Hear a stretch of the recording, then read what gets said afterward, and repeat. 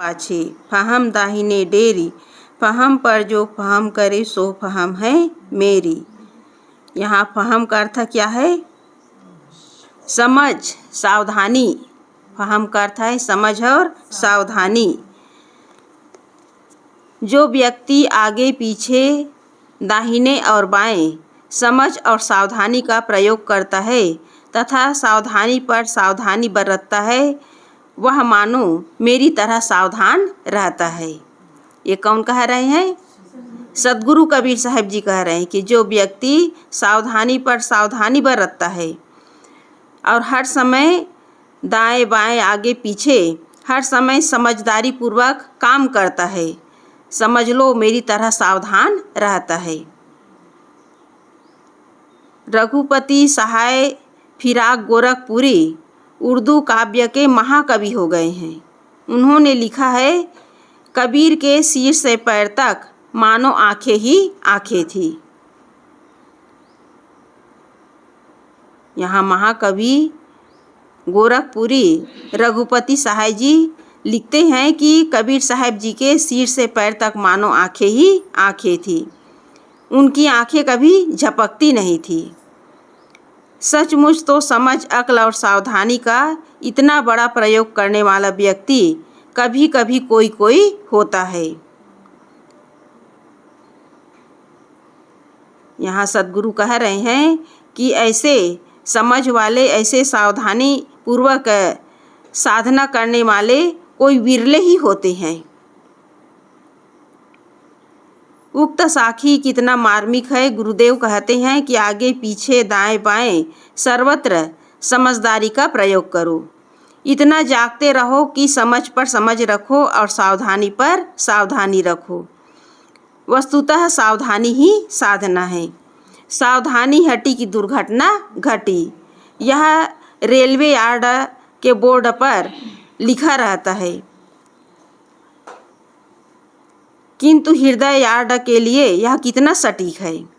ये तो railway yard पर जो बोर्ड लगा रहता है वहाँ लिखा रहता है, लेकिन वहाँ दुर्घटनाएं घट जाती है।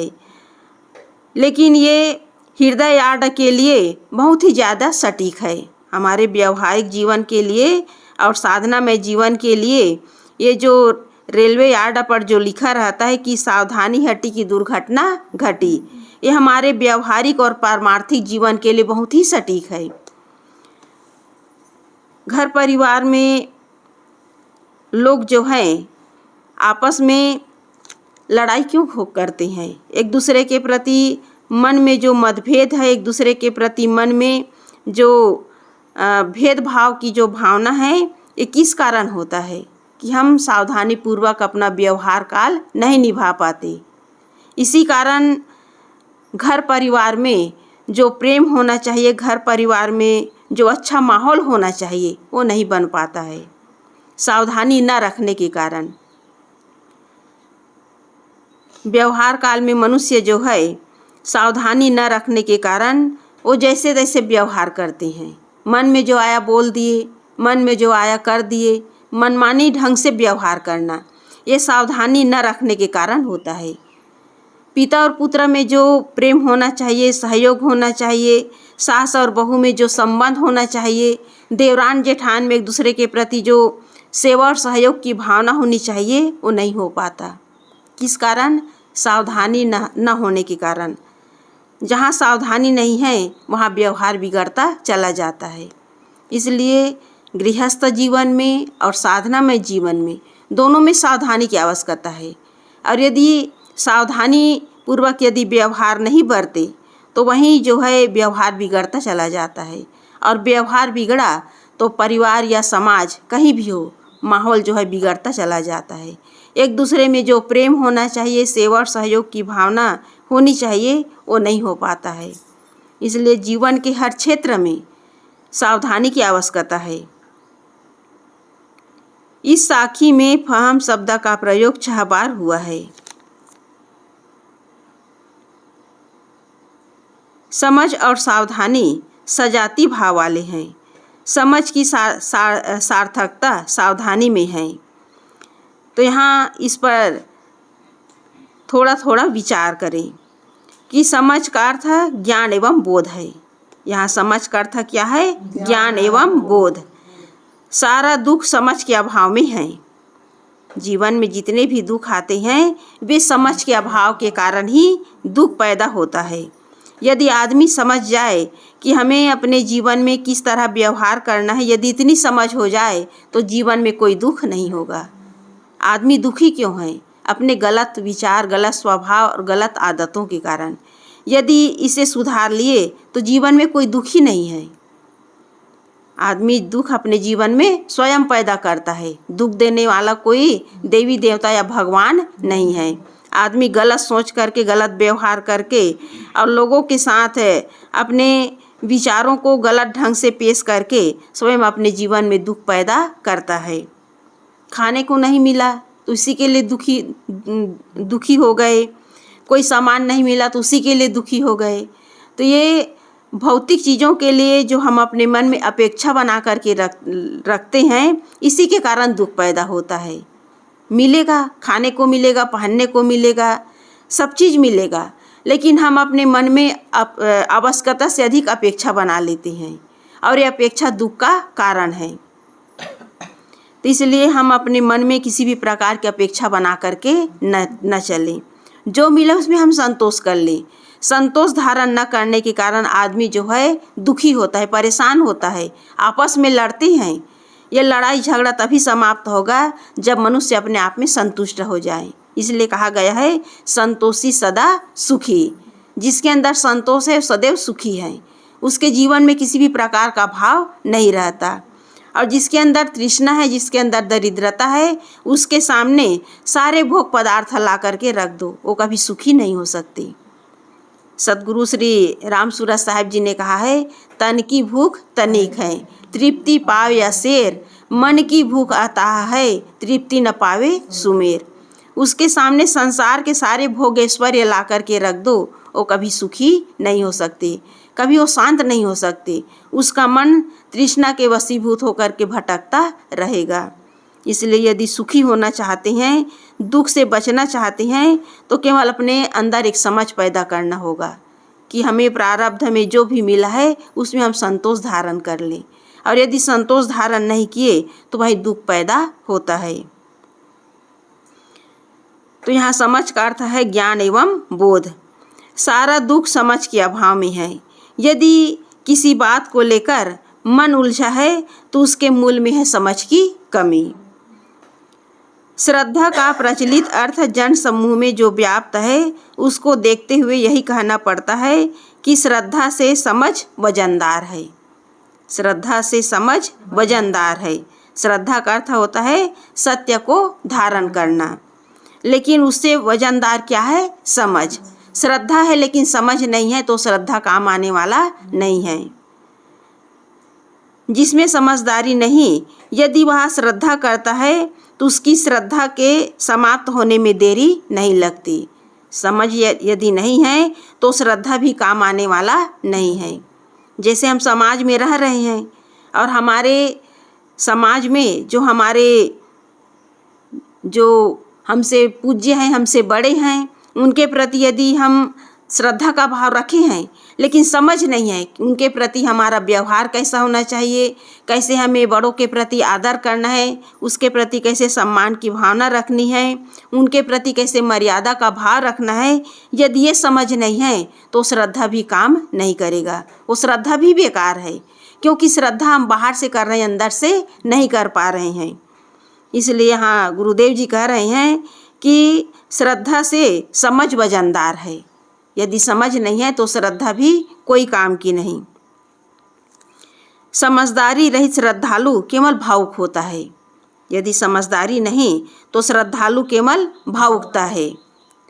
कितने ऐसे लोग हैं जो अपने गुरु के प्रति श्रद्धा तो रखते हैं, लेकिन गुरु कैसे हैं इस पर वो समझ नहीं रख पाते। यदि गुरु मोही हैं, कामी हैं, क्रोधी हैं और उनके प्रति यदि श्रद्धा रखते हैं तो हमारी श्रद्धा बेकार है। गुरु को कैसा होना चाहिए? वैराग्यवान, समझदार और सारे मोह ममताओं से मुक्त होना चाहिए। उसके अंदर किसी भी प्रकार के विकार नहीं होना चाहिए।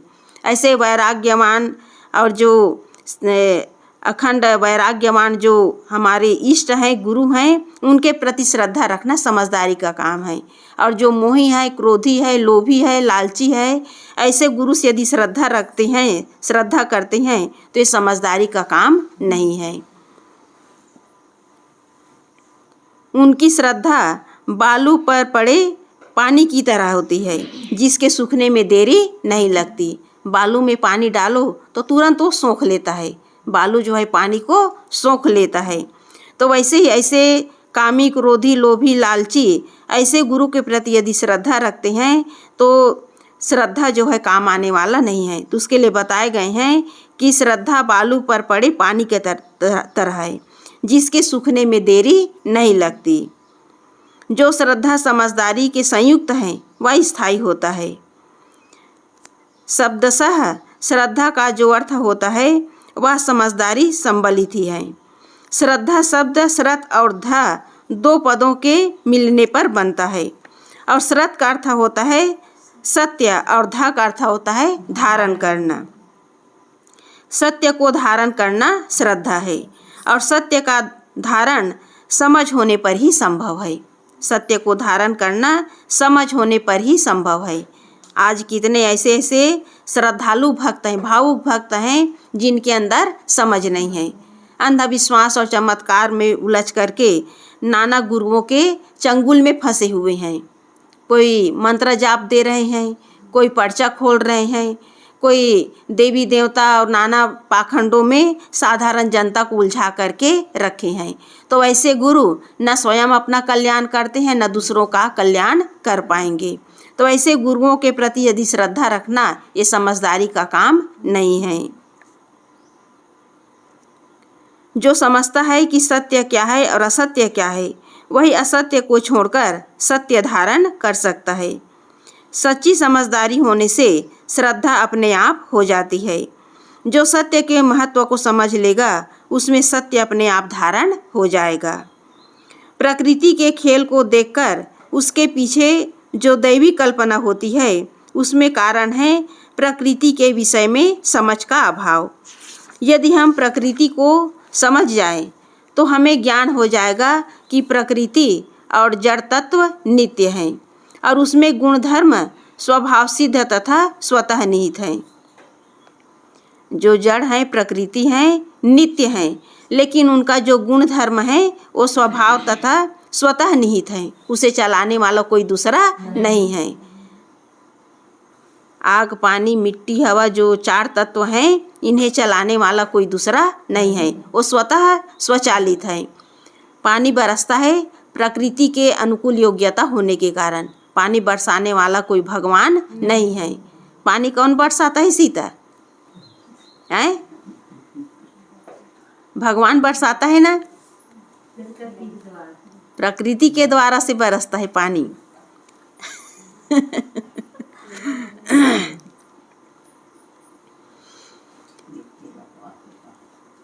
ठंडी, गर्मी, बरसात ये स्वभावतः ये स्वचालित है। इसे चलाने वाला कोई दूसरा नहीं है। अतः इस अनंत विश्व ब्रह्मांड को कोई चेतन नहीं चला रहा है। जो जड़ प्रकृति है इसे चलाने वाला कोई चेतन नहीं है। जड़ में स्वतः गुण है, अपने स्वतः गुण के कारण वो चल रहा है। जैसे पानी को यदि नीचे यदि हम डालते हैं तो वो पानी तो जो है वो स्वतः नीचे चला जाता है, वो बह करके नीचे चला जाता है, वो ऊपर नहीं उड़ता, क्योंकि पानी का गुण है नीचे जाना, नीचे की ओर जाना।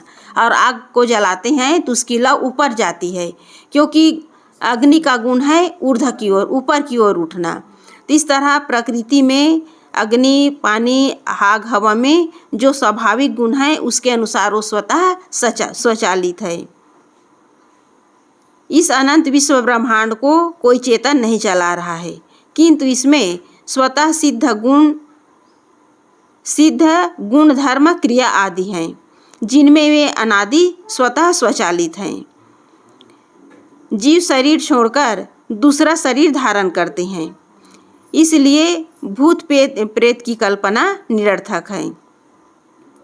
लेकिन लोगों के अंदर जिन्हें जड़ और चेतन का बोध नहीं है, वे लोग क्या धारणा बना लिए हैं कि जीव जब शरीर छोड़ कर के जाता है तो भूत प्रेत बन जाता है।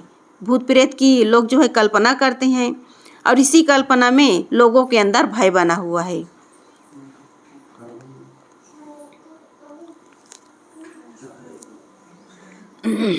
अंदर भय है भूत प्रेत की कल्पना करते हैं कि शरीर जो है, जीव जो है शरीर छोड़ता है तो भूत प्रेत बन जाता है। लेकिन भूत प्रेत की कोई खानी नहीं है, क्योंकि जीव जो है शरीर से निकलता है तो जहाँ आशा तहाँ बासा, जहाँ उसकी वासना होती है वो चला जाता है। वो कहीं भूत प्रेत बन के भटकता नहीं है, किसी को मारता नहीं, किसी को वो दबोचता नहीं है।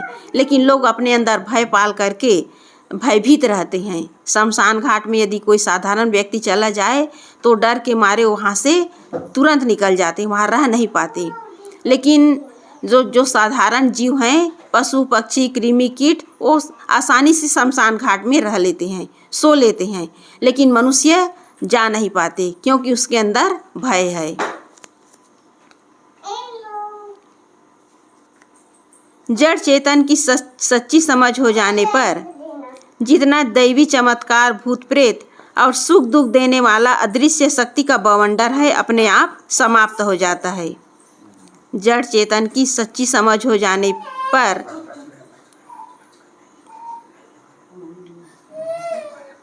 दैवी चमत्कार, भूत प्रेत और सुख दुख देने वाले अदृश्य शक्ति का जो बवंडर है, अपने आप समाप्त हो जाता है।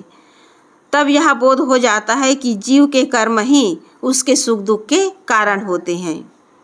सही समझ हो जाने पर वह अपने आप साफ हो जाता है कि परमात्मा या मोक्ष अपनी आत्मा के से अलग कहीं कुछ नहीं है जो मिलता हो। जो आत्मा और मोक्ष है, जिसकी लोग कल्पना करते हैं कि बाहर परमात्मा है और मोक्ष कहीं हमें बाहर से मिलेगा, तो यह बाहर मिलने वाला नहीं है।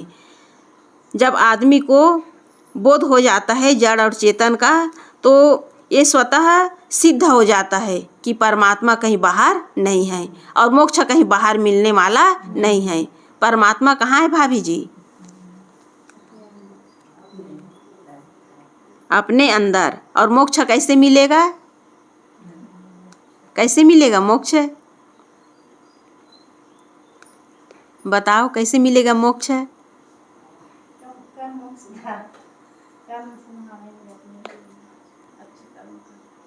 कर्म को सुधारने से और मोह माया का त्याग करने से। मोह का क्षय हो जाना ही मोक्ष है। जिस मोह माया में हम पड़े हुए हैं, डूबे हुए हैं, पति के, पत्नी के, बेटे के, बहू के और जितने भी रिश्ते नाते हैं उसके मोह माया में डूबे हुए हैं, उनका मोह का क्षय हो जाना ही मोक्ष है। और मोह माया ही बंधन का कारण है। ये जीव ही मोह में पड़ कर के बंधनों में पड़ा हुआ है और जितना हम मोह करेंगे उतना बंधन में हम जकड़ते चले जाएंगे। इसलिए सदगुरु कबीर साहब जी ने कहा है, कहाँ कबीर ते उबरे जाही न मोह समाए। जो मोह माया से पार हो गया वही मोक्ष को प्राप्त कर लेता है। और मोक्ष को प्राप्त करने के लिए पूजा पाठ की, कहीं धार्मिक स्थलों में जाने की, कहीं नर्मदा में स्नान करने की आवश्यकता नहीं है। हम जहाँ बैठे हैं वहाँ मोह माया का त्याग कर दिए तो हम मोक्ष दशा को प्राप्त कर सकते हैं। इसलिए यहाँ गुरुवर कह रहे हैं कि जब आदमी को बोध हो जाता है कि सुख दुख का कारण हमारा कर्म है, तो अपने कर्मों को वो सुधार लेता है। सही समझ हो जाने पर अपने आप सब कुछ साफ साफ हो जाता है कि परमात्मा और मोक्ष कहीं बाहर मिलने वाला नहीं है। वस्तुतः सारी कामनाओं का त्याग करके स्वरूप स्थिति ही अध्यात्म की सर्वोच्च दशा है। सारी कामनाओं को त्याग करके ही स्वरूप स्थिति अध्यात्म की सर्वोच्च दशा है। लेकिन जो जितना अपने अंदर कामनाओं को पाल करके रखता है, कामनाओं में डूबा रहता है, वो कभी उस स्थिति को प्राप्त नहीं कर सकता। इसलिए अध्यात्म की सर्वोच्च दशा है स्वरूप स्थिति। और स्वरूप स्थिति कब होगी? स्वरूप स्थिति कब होगी? जब कामनाओं का त्याग होगा। जब कामनाओं का त्याग होगा, खाना पीना देखना सुनना, इन सारी कामनाओं का जब तक त्याग नहीं होगा तब तक कोई स्थिति मिलने वाली नहीं है। सच्ची समझ वाला व्यक्ति कहीं व्यवहार में उलझता नहीं है। जिसकी समझ सही है वो कहीं व्यवहार में उलझता नहीं है। व्यवहार में वही उलझता है जिसके अंदर समझ नहीं है। इसलिए चाहे व्यवहारिक जीवन हो या परमार्थिक जीवन हो, चाहे घर परिवार हो या संत समाज हो, यदि हमारी समझ सही नहीं है तो हम कहीं भी उलझ जाएंगे, कहीं भी हम तनाव या टेंशन में आ जाएंगे। इसलिए जिसकी समझ सही है वो कभी उलझता नहीं है। गुरुदेव जी का भी सूत्र है, व्यवहार काल में विकार शून्य और समाधि काल में विचार शून्य। हम व्यवहार में उलझते क्यों हैं? क्योंकि हमारे अंदर विकार भरा हुआ है। काम, क्रोध, लोभ, मोह, राग, द्वेष, छल, छद्म भरा हुआ है। इसी कारण हम व्यवहार काल में उलझ जाते हैं। इन्हीं विकारों को निकालने की आवश्यकता है। चाहे समाज हो या परिवार हो, हर जगह साफ सुथरा और शुद्ध व्यवहार की आवश्यकता है। हम खाने पीने छोटी छोटी चीज़ों को लेकर के उलझते हैं, और उलझते क्यों हैं? समझ न होने के कारण। इसलिए सबसे बड़ी बात है अपने समझ को ठीक करना।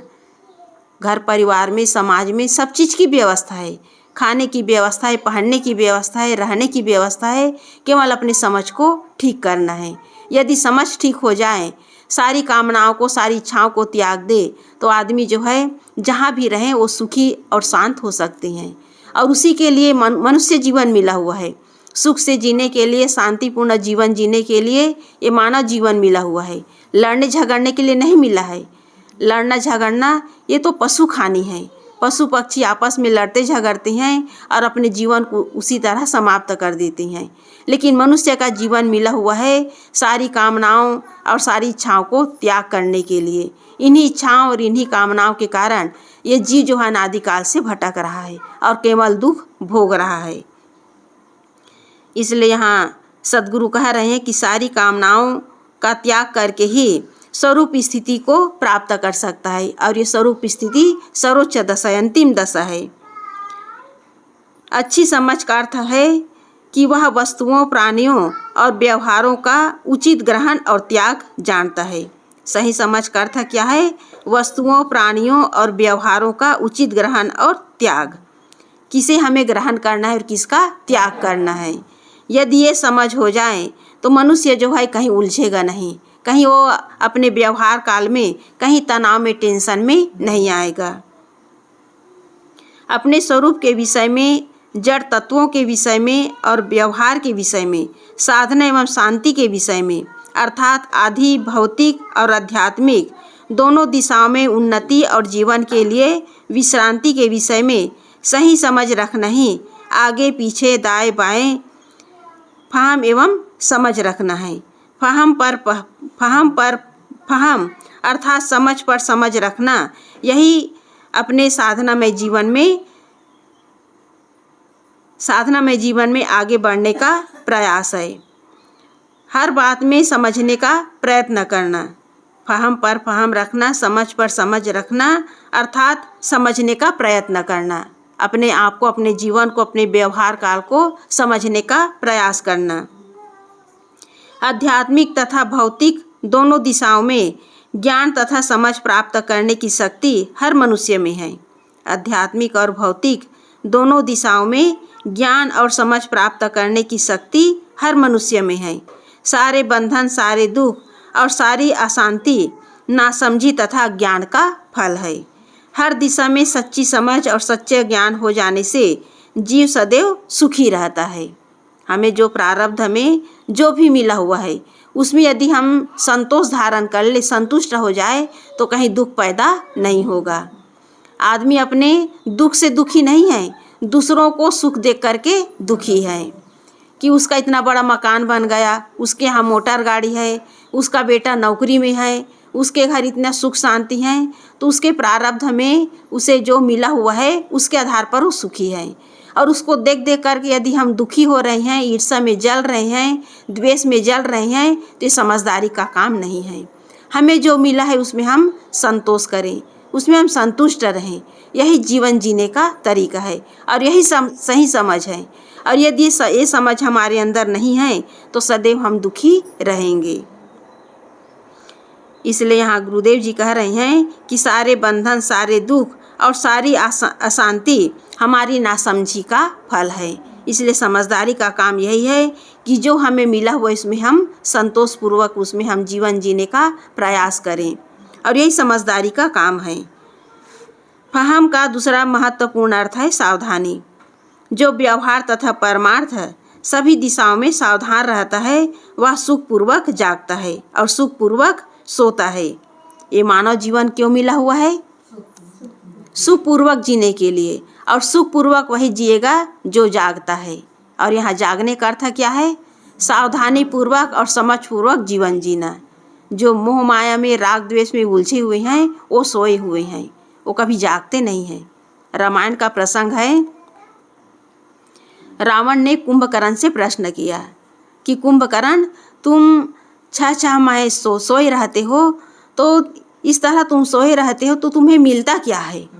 इस तरह तुम सोए रहते हो तो तुम्हें मिलता क्या है? तब कुंभकर्ण ने कहा कि ज्येष्ठ भ्राता, मैं आपके प्रश्न का उत्तर जरूर दूंगा, लेकिन मेरा एक प्रश्न है। मैं 6 महीने तक सोया रहता हूँ, ये तो मैं जानता हूँ, लेकिन तुम दिन और रात जागते रहते हो तो तुम्हें जागकर मिला क्या?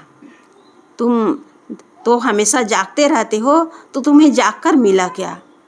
तो इस तरह रावण जो है उसके प्रश्न से निरुत्तर हो गया, क्योंकि रावण जो है जागते हुए क्या कहलाया? राक्षस कहलाया। किस कारण? गलत समझ के कारण, अहंकार के कारण, झूठे स्वार्थ के कारण। उसके पास किसी भी चीज़ की कमी नहीं थी, वो प्रकांड विद्वान थे, उनके पास धन धान्य था और वो शक्तिशाली थे, लेकिन सही समझ न होने के कारण राक्षस कहलाया। और इस तरह मनुष्य के अंदर यदि समझदारी न हो तो मानव कहलाने के अधिकारी नहीं है। इसलिए मानवता उन्हीं के अंदर है जिसके अंदर समझदारी है। तो इसलिए हाँ, गुरुदेव जी कह रहे हैं कि जो जागता है वो सुखपूर्वक जीवन व्यतीत करता है। जो सुखपूर्वक जागता है सुखपूर्वक सोता है। जो व्यक्ति आगे पीछे दाएं बाएं सब तरफ सावधान रहता है, न वह बाहरी व्यवहार में उलझता है न भीतर के द्वंद्वों में उलझता है। निरंतर सावधान एवं अखंड जागृत व्यक्ति ही जीवन मुक्त है। जो निरंतर सावधान है और अखंड जागृत दशा में है वही जीवन मुक्त पुरुष है। सद्गुरु कहते हैं, फाहम पर जो फाहम करे सो फाहम है मेरी। जो सावधानी पर सावधानी रखता है वह मेरी तरह सावधान रहता है। क्योंकि सद्गुरु कबीर साहब जी वो सिर से पैर तक कहते उसकी आंखें ही आंखें थी, उसकी आंखें कभी झपकती नहीं थी। यह आंखें न झपकने का कारण क्या है? सदैव सावधान रहना, सतत सावधान रहना। जो सदैव सावधान रहता है वो कभी कहीं उलझता नहीं है। यह कबीर साहब जी की गर्वोक्ति नहीं, क्योंकि सहज उक्ति है, किंतु ये सहज उक्ति है। वे अधिकृत जागृत पुरुष, सहज जागृत पुरुष एवं स्वयं सिद्ध जागृत पुरुष थे। सावधानी तथा जागृति उसका सहज स्वरूप बन जाता है। वह साधकों को कह सकता है कि तुम लोग मेरी तरह सावधान रहो, अथवा जो निरंतर जागृत है वह मानो मेरा प्रतिरूप है।